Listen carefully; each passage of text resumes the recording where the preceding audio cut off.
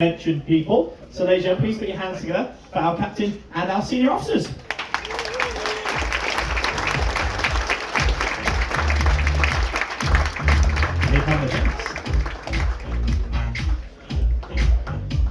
Welcome to Traveling with a Chair.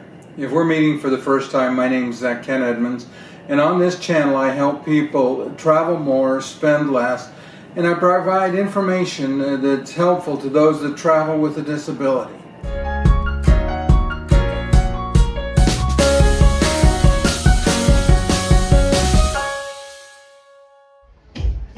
Well, gents, a very good morning. Welcome to the Spinnaker Lounge. Now, we will open it up for some questions in a few moments' time. But before we do that, I think it'd be nice for the gentlemen to introduce themselves and say a little bit more about what they do and where they're from. Stephen, let's start with you. Thank you, Jake. Good morning. Good morning, everyone. Hope you're having a great day. Hope you've had a wonderful cruise, first of all, and certainly the weather's been perfect, and hope you found the services on board equally as perfect as well. As Jake mentioned, I'm the general manager, so for me, I look at the ship as a big floating hotel. And I've been with the company now for 13 years, but before I joined the company, I have a land-based hotel and resort background. I enjoy travel, of course, with the cruise line, but before I joined the cruise line, I traveled quite a bit as well, and my career took me to the Middle East, where I spent 11 years. I spent 4 years working in Saudi Arabia. I spent 7 years managing hotels and resorts in Egypt as well. I worked in Russia in the early 90s, opening up restaurants and nightclubs, and I have some good stories to tell about those days, I can tell you that.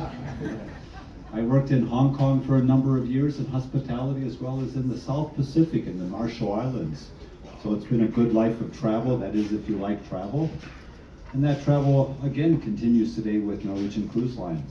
With Norwegian Cruise Line, I've been on 8 of the ships. I've been on this ship now for the past almost 5 years and really enjoy the itineraries. We say that this ship has the best itineraries in the fleet, traveling all over, so it's been great. I spend 4 months working on the ship, and then I have 2 months off, and when I'm not living on the ship, I live in the exotic vacation resort destination city of Milwaukee, Wisconsin. Now you know why I spend my winters on board the cruise ship, and not back in Milwaukee, Wisconsin. But if you have questions, I'd be more than happy to answer them. Thank you very much. Thank you very much, Stephen. Now we jump to the opposite side, and we have our chief engineer, Matteo. Thank you, Jake. Good morning. My name is Matteo, and I'm the chief engineer on board the Norwegian Jewel. I come from Dubrovnik, Croatia. I started sailing after finishing the local maritime university in Dubrovnik. Went off to the cargo ships first, bulkers and then container ships. I started working on Norwegian Cruise Line in 2006. Started off as a second engineer and then moved up gradually through the ranks up to the chief engineer. So far, I've been sailing on 4 ships for Norwegian. And I'm also waiting to hear your interesting questions, and hopefully I'll be able to answer them. Thank you. Thank you, Chief. And then, of course, the main man himself, Captain Kenneth.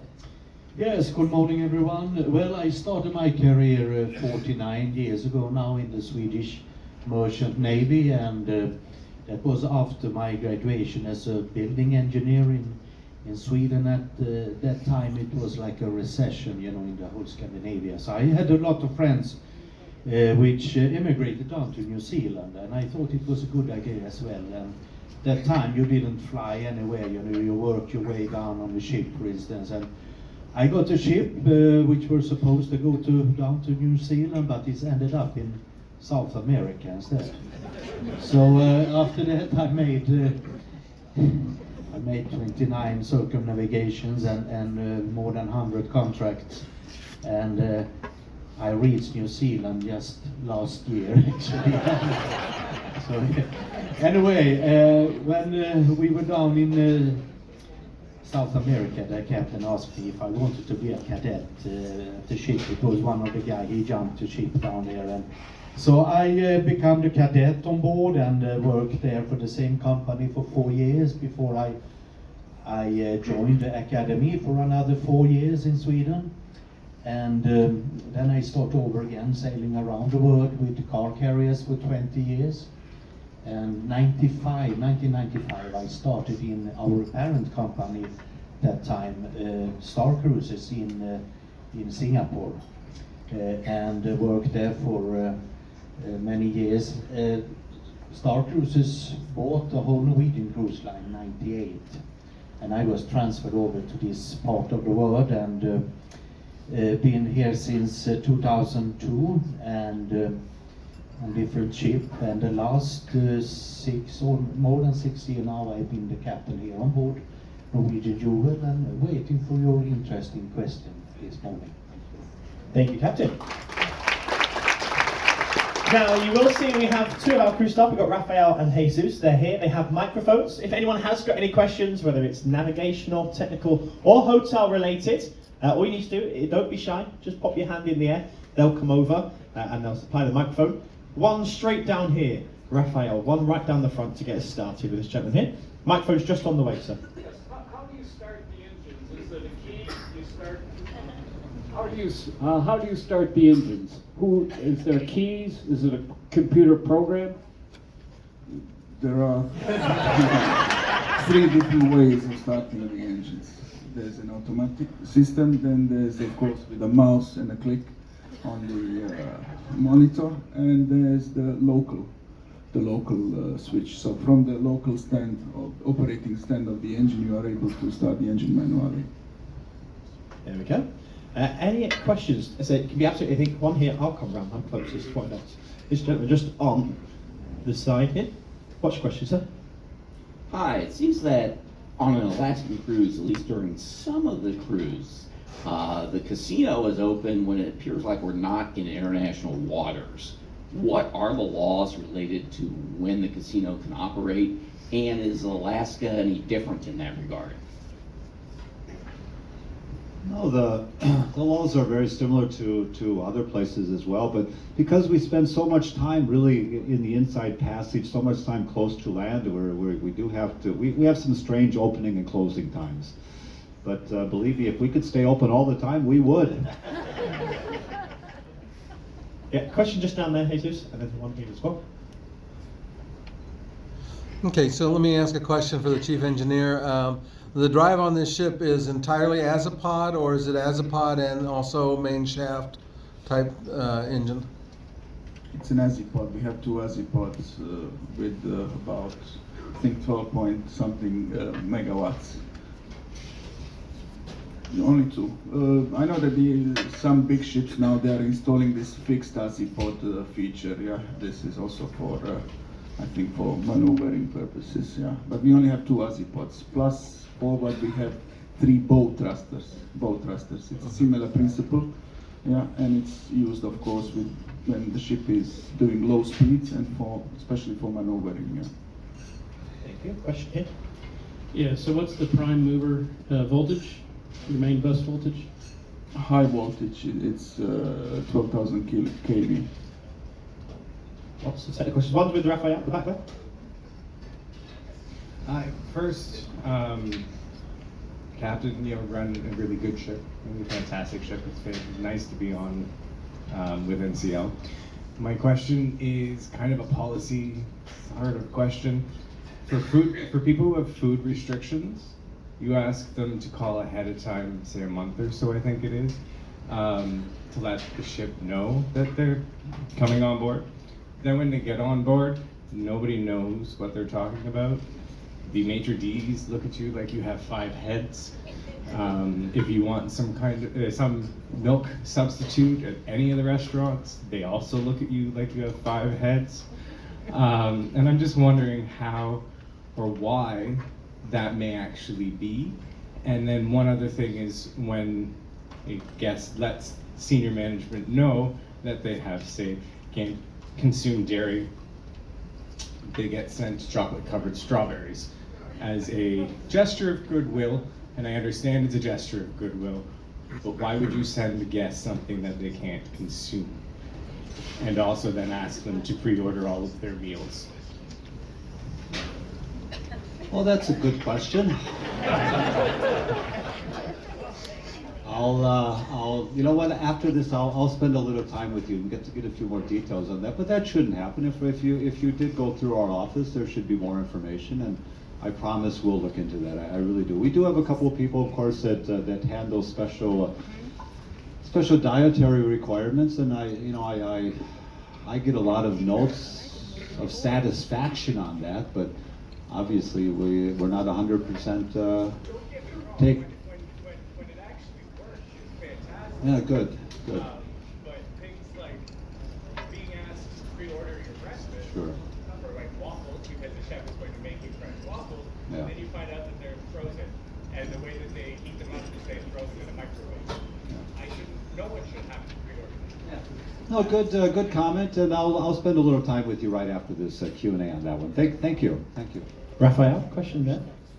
Hi, this is for the captain. I used to work up and down the coast here on the water, and I know the best area for whale watching as we go forward towards Vancouver would be the area around Alert Bay, Saitula, Malcolm Island. What time would we be going through that area? I think it will be around 7 o'clock. 8 o'clock we had blackness, and all the way down here is quite a lot of whales and orcas as well. And we tried to order them to show up, when we're passing, but but the whole evening here now from 6-7 o'clock. During daylight, you could see a lot of wildlife and whales for sure. Excellent. One here with Raphael. We will get round to everyone. I'm curious about some statistics on the boat, like your freshwater and things like that, and you carry. How big is your fridge? I mean, we usually have the capacity for, I believe, 2 weeks. 2 weeks capacity for food storing, the fridge capacity, yeah. The water depends on consumption. The consumption sometimes can get high, especially in the warm areas, let's say in Caribbean. It can, on this size of a ship, it can reach up to 700 tons per day of water consumption. So that means we have to produce more, yeah, in order to keep the level. Plus, we do bunker fresh water in ports where we are able to. Yeah. For the production, we have this reverse osmosis, one reverse osmosis unit and 3 evaporators. Yeah, altogether capacity is like about somewhere in the region of, if all 3 or 4 are working, around 1,000 tons per day we can produce. We are able to produce. There we go. Another one with Raphael down the front. Being a woman, I really don't care how the ship runs mechanically. However, I like to know that I'm safe, and I appreciate that. 2 questions. What depth of wave can the ship handle? And at what point do you consider us in danger? Yeah, well, we really don't have any limit there when it comes to the wave, but I mean, we avoid immediately when it comes up to 6-7 meter high waves. We try to deviate from our course and heave to, for instance, and slow down and all these kind of things. And I have been at sea now for 49 years, but I never had any experience that we have been in danger, so to say, with the ship. But it's always we try to avoid all kinds of heavy storms or hurricanes or typhoons or whatever, that's for sure, and go around them. The ship is so fast, so we can get away from all that kind of extreme weather. Another one with Raphael. Yes, Captain. In all your 49 years of being a mariner, you said that you've never been in danger, the ship hasn't, but is there any memorable moment that you've gone through that, being a mariner, you had to use extra thoughts and preserve the ship and that?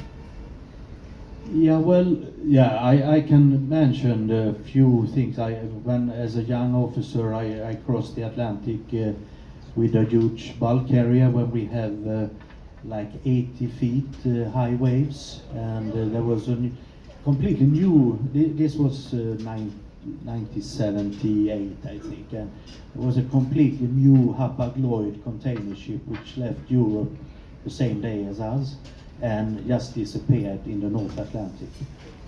And those kind of events and experiences, of course, something you remember.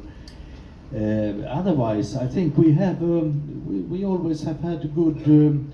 Those company I work with have had a very good organization, high safety, and especially now the last year here in Norwegian Cruise Line. So we managed to take all these kind of challenges very well with a good team on board, good equipment, good policy, and a good team shoreside as well. Yeah. Over to Jesus in the centre. Captain, what is the top speed of this vessel at capacity? What is the top speed? Top speed, well, we can do in 24, 25 knots when the chief is happy. Yeah. That's too much fuel consumption. Another one with Jesus there. I think my question's for the hotel manager. Most of our interaction is with your frontline employees, which just seem outstanding. What's the process for finding your employees and screening them and hiring them? How do you end up with so many quality employees? Well, we have on board, we have 65 different nationalities, 65 right around that, yeah.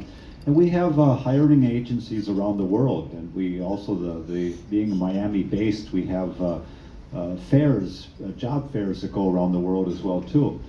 But we have a lot of crew members from the Philippines, a lot of crew members from India, a lot of, I think those are probably our two biggest nationalities. Percentage-wise, in the Philippines, we have a training center actually that's being built right now. We've had a training center that we've worked with in Indonesia for a while. But we do hire crew members with experience, hotel experience, restaurant experience mostly, and good hospitality skills to start with. When they come on board, if they have limited experience, then we give them experience. We have a training specialist on board. A waiter, for example, will probably start in the back of the house, serving the crew members, maybe in the crew mess, and then eventually work their way up to the officers' mess, and then from there they'll go up to the garden cafe, and they'll be bussing the tables, helping out in the garden cafe, and from there they'll go to one of the main restaurants, and then from there they'll go to a specialty restaurant. So there is a progression. Same thing goes with housekeeping. You know, we have back of the house housekeepers. We have crew who make up some of the officers' rooms, and then again they'll go to the front of the house. So there is a progression there. But I'm glad that they're taking excellent care of you, and that you've been happy with the services so far. Thank you. Okay, we have a couple of questions in the corner. We will come round to you. I know you're eager to ask, so Raphael's moving that way round. But question with you, Raphael, there. The bridge viewing room, I understand, is closed during docking and getting underway procedures. What is the reason for that? No, it's opened. It's opened all the time actually, except for when we have any drill. When we are in port, we have the general drill, or during night time because of the light disturbing the bridge officer and night vision there. But otherwise, we have open all the time. So you're welcome. Question with Jesus. I have two questions. First, where does the electricity come from? And second, what happens on deck 1, 2, and 3? The electricity comes from the diesel electric generators, which produce, we have 5 of them. And mostly in port we use 1 only, and let's say now we are using 2 with this current speed. So we have really enough of, let's say, spare power. We can almost produce electricity for a little small town, let's say, so to speak. And then decks 1, 2, and 3, Stephen? Decks 1, 2, and 3, of course, will be the engine room back in the after the ship. But different areas we have the front down on deck 3. We have the laundry. We have down on deck 2. We have the linen storeroom. Decks 3 and 4 aft. We have the provision freezers, the coolers. We have a production kitchen, the bakery, the pastry kitchens back there. And then, of course, a lot of crew members live on decks 2, 3, half of 4. Those are our crew members' rooms. Yeah, that's where probably 90% of our crew live as well.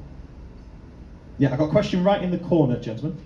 What percentage of the ship's navigation system is automated, and does that include docking? No, not really. I mean, we can have almost 100% is computerized nowadays. However, in most part in Alaska, we have a compulsory pilots on board, which are conning the ship. But normally we use the track pilots and this navigation. It's advanced equipment which you normally call autopilot, but it's much more advanced nowadays. We can pre-program the ship wherever we go for months ahead, and the only thing the officer have to do is push a button for confirming to execute the change of course and so on. But always the last nautical mile, the last 1,000 meter yards, or whatever you call it, we do it manually. Me or the staff captain is maneuver the ship to the port, into the port. So there we never use any system at all. It's manually.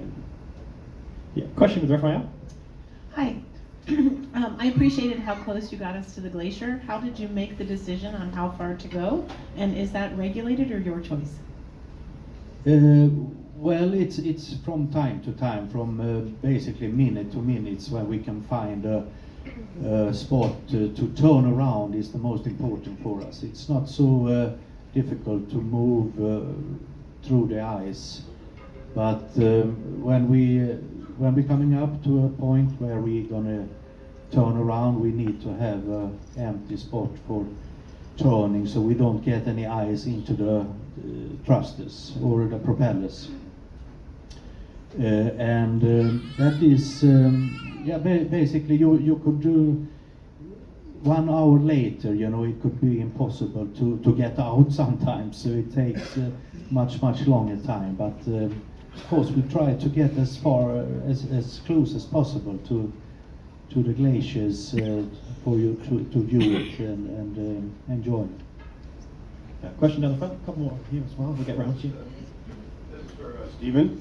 Being a Home Depot customer for many years and always pleased with the service I've gotten there, I must admit, here on the ship, your employees are always saying hello, good morning, and all that, and that also stems back to management. And I'm very happy to see that. They're always saying hello, good morning, and that, so very good for you. Thank you. Thank you for that comment. Question with Raphael. I really want to compliment you on all the food and everything that we've had here this week. It's all been great. In Ketchikan, as we were getting back on the ship, I saw a truck that said Alaska's finest and freshest seafood. Is that going to be on the buffet or in the employees' cafeteria? Actually, on a serious note, do you fully stock the ship before you leave for the cruise? Or do you pick up some things here and some things there? Or how do you pick up your provisions along the way? Most everything is picked up in Vancouver. But when we get to Seward, we do pick up some fresh fruits, some fresh vegetables, some dairy products. Top off. It's like a top off order. Just because of, you know, Seward is far away. It's just far away. It's hard to get things there. It's hard to load the ship. There's just one basket. We were sitting in Seward so low, and they have to drop everything down, and it's tough. In Vancouver, we have 3 hatches open, and it's just set up for deliveries. The truck that you saw in Ketchikan, we've just started this season. This is actually we had one run going north and then one run coming south. This one coming south, and we started picking up some fresh Alaskan salmon. Wow! All right. We're all happy about that. And that'll be regular. Every time we come to Ketchikan, every week from now on, now that we're doing our regular runs, we'll be picking up some Alaskan salmon.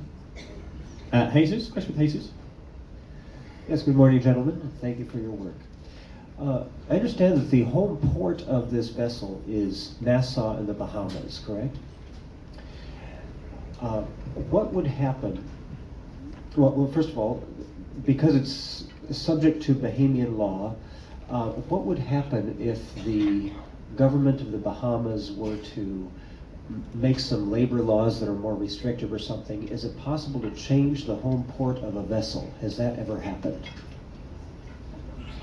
Yes, definitely. We what they call convenient country of registration used to be Panama, Liberia, and Bahamas, and if some of the government make problem, you know, they're certainly going to change the home port. That is that easy. There's a question here. We'll get round to you all, I promise. We were on the ship last week, and I find this week there's one thing missing, and what I'm getting at is, would you ever consider hiring special needs? There was a young gentleman, I think, Jake, you know exactly who I'm talking about, and I miss him this week. He was running around the ship, he was saying hello, he was fantastic. And I know for a fact he would love to work on this ship. I really believe he would be an asset to your crew. Yeah, Keith. I think we all know Keith. He was a great crew staff, wasn't he? He was. Yeah, he was. He was. Yeah. Something we'll certainly consider and bring that up with our head office. Sure. He was a very, very nice man. Really, really nice guy. I'm still in contact with him now as well. We've exchanged emails, me and Keith. So, a question here in this lady? Okay, I have two questions, but the first one's probably like a one-word answer. Where's the jail? Would you like to find out? There is one, right? There is one. There is one, yes. Are you up to something, or? Yeah. Okay, my second question is probably a little bit more scientific, but I'm sure everybody wants to know. What do you do with all the poop? Yeah, we have. It goes down in one certain tank, you know, and are separated. And the same with the waste food. It's also go in one tank, and we let it out when we are at sea, far away from any international water, outside 12 nautical mile, and everything is grinded and sent out. So we have the happy fish on one side, and the not so happy on the other side. Yeah, that is something we discharge when we are in the oceans. Yeah. Question here. For both captain and chief engineer, I follow the IO 2020 rules quite a lot, and I made a discovery here the other day that Norway has banned the use of scrubbers. Now, what is the consequences to cruise ships if they can't use scrubbers in Norway? Well, they will use the MGO, marine gas oil, of 0.01 sulfur content. Of course, it's much more expensive than the usual HFO. Yeah. Roughly, it's like, I think, $200 to $300 more per ton. You have a question, Miss Eddie? This is for the hotel management part. First of all, thank you for excellent service throughout, wonderful people. But I was just wondering, we're from Southern California, and the grapefruit and oranges you have are better than anything we can get. Where do you get them? Alaska, yes. I'll have to check that. I'll have to check the source of that. You know, these are, you know, everything that we order about 3 weeks ahead of time to our Miami office, and they do the sourcing. You know, where they're coming from. You know, they're coming up from truck probably from Seattle up to Vancouver. That's what has been happening. But the source of those are probably from Central America somewhere. I'm almost 100% sure. So I'll double check that. If you'd like to give me your room number, I'll tell you exactly. I'll go down and look at the boxes and double check that. But I believe it's Central America somewhere. Okay, we've got time for a few more questions. We've got one with Jesus. We'll try and get around as many as possible. Thank you. Last night I was on the bridge and I saw that, in the bridge viewing area, and I saw that there was a ship to port side that was coming toward us, and then there was a whale on the other side, and the vessels slowed down considerably, and I'm wondering which of those two things caused it. And I'd also like to know whether or not you can see large sea life with any of your navigation tools. Thank you. Well, these specific events yesterday, it was when we left the pilot, which had been with us now for 5 days. And he left with the boat on our starboard side, and yes, that's correct. At the same time, we had a whale coming in front of us, so to say, with our course on the port. We changed a little bit for the whales as well before we let the pilot go and slow down. But the slowdown was for the pilot boat. Another one, Jesus? Yes, for the captain. Could you review your educational process that you went through to get to the position that you are now?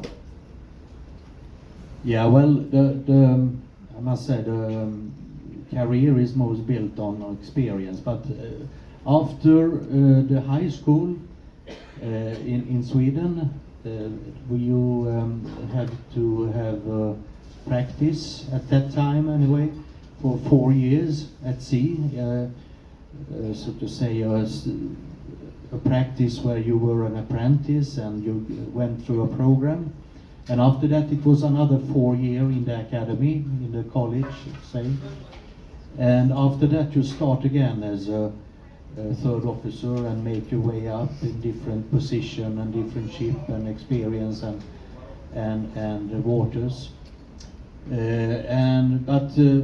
Yeah, when it comes to be a master and so on in any ships, I mean, it's built on the experience you have in different area and the trust you have from the board of shares in the company. Questions behind you to the right hand side, gents? What is your operation cost, including the staff and your food? Cool. The financials.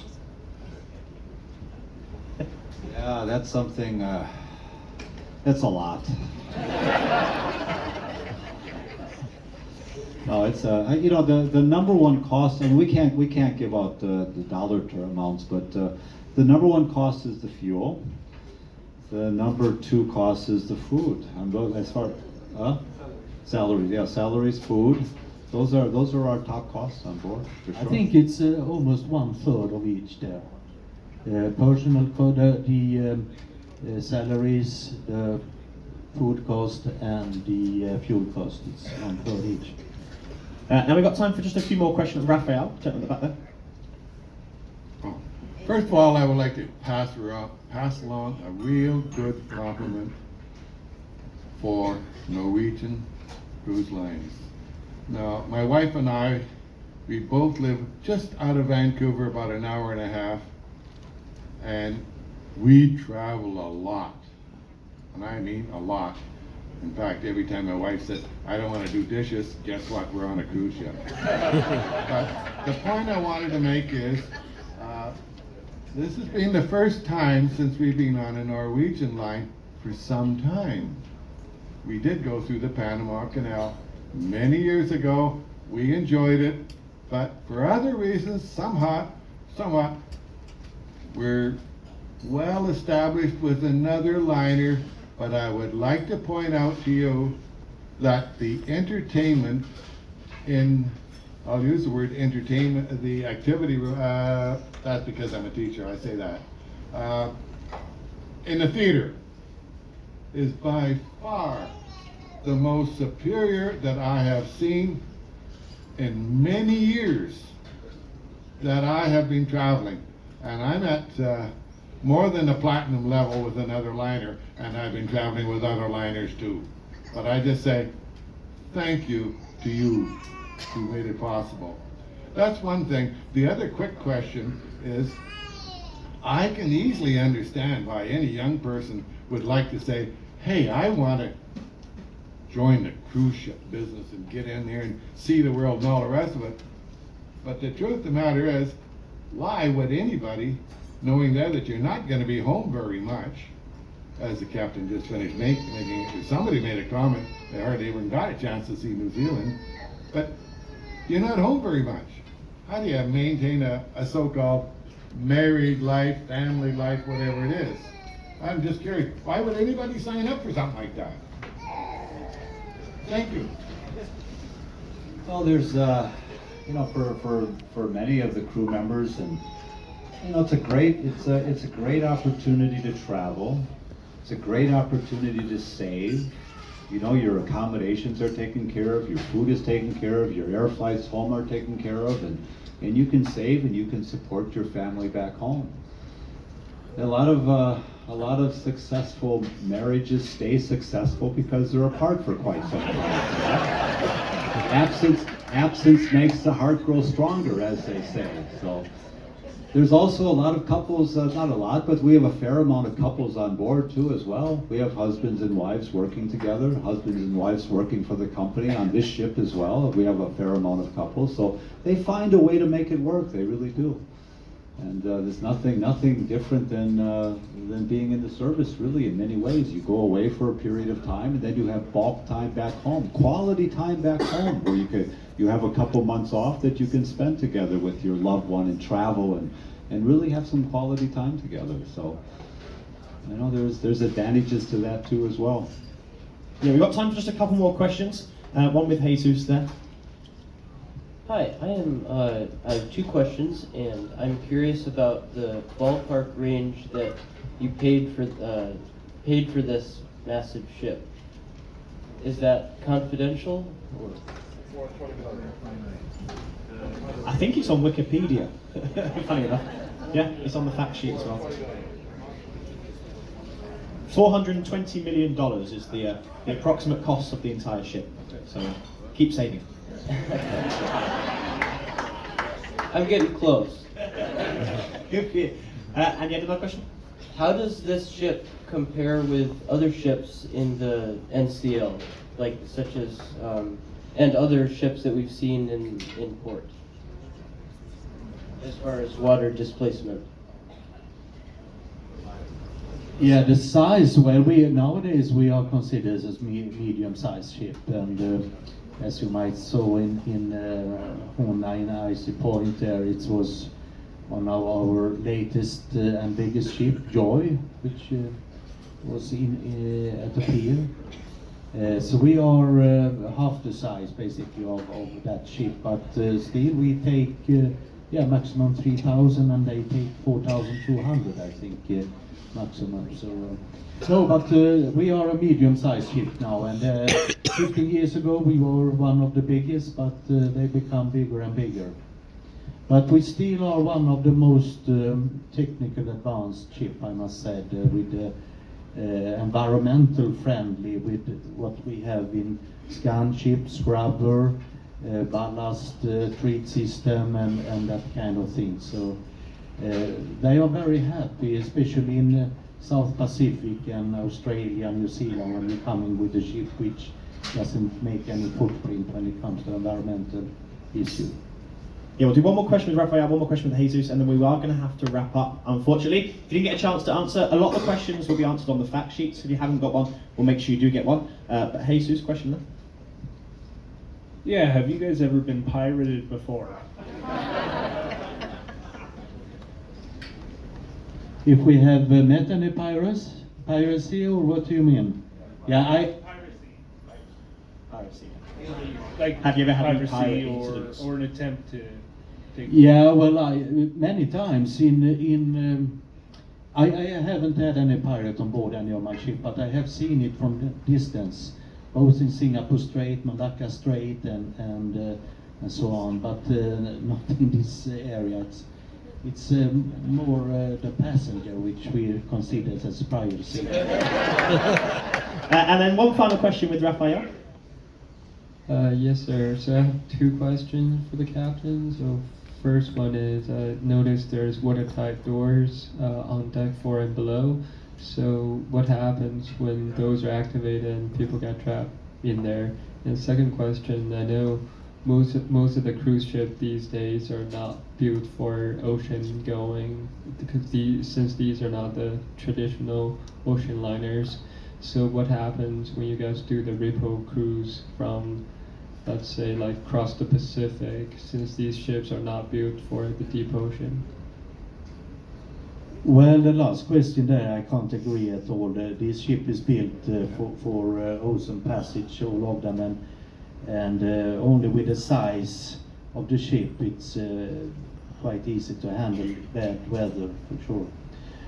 Although comparing with what we built 50 years ago, it was more focused on the environmental things, so to say, with the sea and waves and stability in another way, and the hull of the ship was more constructed for tough sea. When it comes to the watertight doors, well, you are not really trapped anywhere, not even in the lower part of the deck. We have the same from deck 4 and down. We have more than 44 watertight doors and in 17 compartments. And even if you are on deck 1 in the engine room, you're never trapped. There is always a way out with an emergency exit. And definitely when it comes to deck 4, of course you have two sections, you know, you can be, but you could always reach maybe 1 or 2 or 3 even staircases to come further up or down, wherever you want to go. Thank you very much. Now, unfortunately, I said we have run out of time, so apologies we didn't get... I hope you enjoyed today's video. If you did enjoy, please go ahead and hit the like and the subscribe buttons. We've got a lot more videos coming up. You're really going to enjoy them. We'll see you next time.